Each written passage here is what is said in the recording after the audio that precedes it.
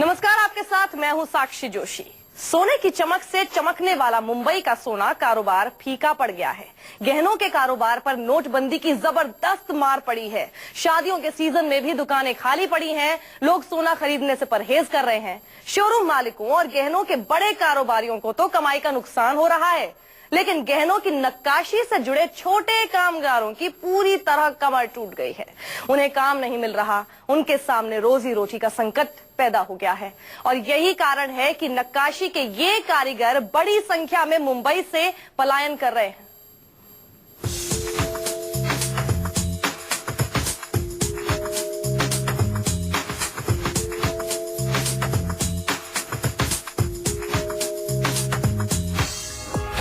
सोने चांदी की चमक से चकाचौंध मुंबई के बाजार, लेकिन ये चमक अब फीकी पड़ने लगी है। चमक फीकी पड़ने की बड़ी वजह है नोटबंदी।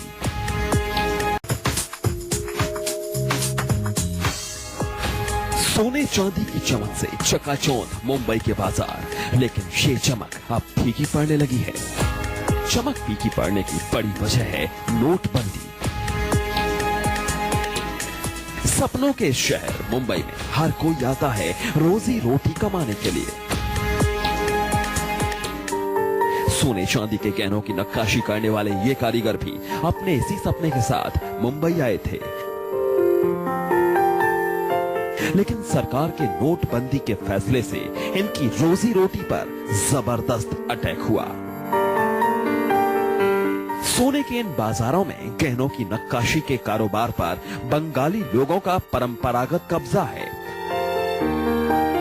यूपी और बंगाल से बड़ी तादाद में लोग इस कारोबार से जुड़ने मुंबई आते हैं, लेकिन नोटबंदी के बाद रिवर्स माइग्रेशन शुरू हो गया। अगर सोने के कारीगरों की बात करें तो सबसे ज्यादा कारीगर बंगाल के हैं, लेकिन नोटबंदी का सबसे ज्यादा असर सोने के कारोबार पे पड़ा है। हालत ये है कि अब मजदूरों को पेट पालना मुश्किल हो जा रहा है और अब काम नहीं मिल रहा है। बहुत सारे मजदूर पलायन कर रहे हैं। हम इन लोगों से बात करते हैं। कितना काम मिल रहा है आप लोग को? अभी काम नहीं है, एकदम ठंडा है काम। 2 महीने से पूरा काम है, बैठ के सब बैठे है सब लोग। पहले कितना कमा लेते थे, अभी कितना कमाते हैं? पहले तो कमा लेते, अभी तो बिल्कुल नहीं होता है। अभी तो बस खाली टाइम पास ही हो रहा है। 10,000 कमा लेते थे पहले? हाँ, पहले 10,000 होता था, लेकिन अभी इतना नहीं होता है। अभी पूरा बैठ के सब टाइम पास कर रहे हैं, टीवी देख रहे हैं, वैसे अभी कुछ नहीं। क्या आपके दोस्त लोग गाँव भी चले गए? चला गया। कितना दोस्त गए गाँव? दो आदमी। नोटबंदी के बाद सोने के कारोबार में करीब 50% की कमी आई। इन दिनों शादियों का सीजन है। इस वक्त सोना खरीदने का काम 7वें आसमान पर होता है, लेकिन नोटबंदी की वजह से लोग सोना खरीदने से बच रहे हैं।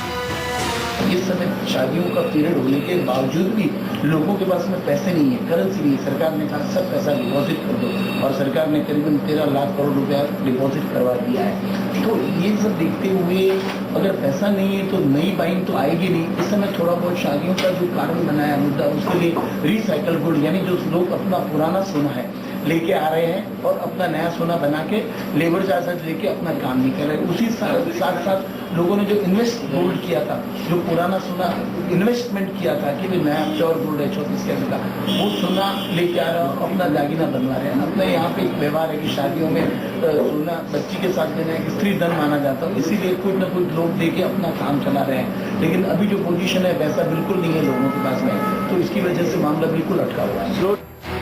नोटबंदी से पहले नक्काशी के कारोबार से करीब 1.25 लाख लोग जुड़े हुए थे, लेकिन नोटबंदी के बाद करीब 1 लाख लोग अपने गांव वापस लौट चुके हैं। उनको मुंबई में कोई काम नहीं मिल रहा।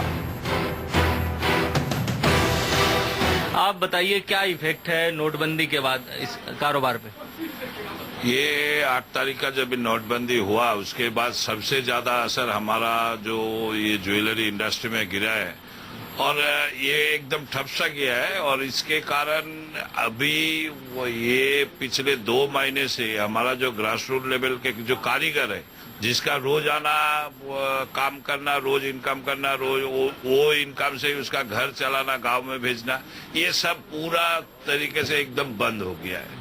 अभी इसमें दिशा निर्देश भी नहीं है कि कभी ये पटरी पे आएगा और एक रिवर्स माइग्रेशन शुरू हो गया है बॉम्बे से, दिल्ली से, सभी जगह से। बंगाल का जो कारीगर है सबसे ज्यादा, ये गोल्ड आर्टिजन जो है ये बंगाल के हैं, और ये लोग पलायन कर चुके हैं और कुछ दो चार रह गया है। 75-80% लोग इधर से चले गए हैं। बॉम्बे में सब मिला के 1,25,000 के ऊपर कारीगर है, और उसमें से अभी तक 10 से 12,000 कारीगर रह गया है। बाकी सब इधर से शिफ्ट कर गया। शिफ्ट इसके लिए किया, उधर जाके भी उसको काम नहीं मिलेगा, पर कॉस्ट ऑफ लिविंग जो बॉम्बे में है और जो गांव में है इसमें बहुत अंतर है। इसके लिए वो लोग इधर से जा चुके हैं। पलायन की बड़ी वजह यह है कि कारीगर दिन रात खाली बैठे हैं, रोजी रोटी का संकट है। मुंबई जैसे बड़े शहर में बिना काम के बैठने से बेहतर है अपने गांव लौट जाएं।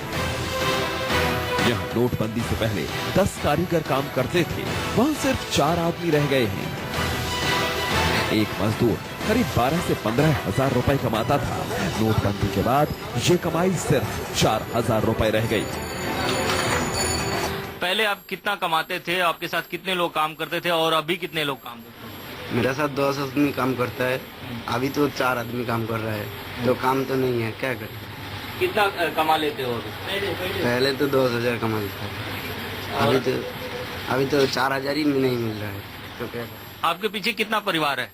हमारे पीछे तो एक परिवार है, सब बैठा है, खाना पीना यही सही चल रहा है। माँ बाबा भाई बहन सबका इधर से ही चलता था, इधर कुछ नहीं है तो उधर भी कुछ नहीं।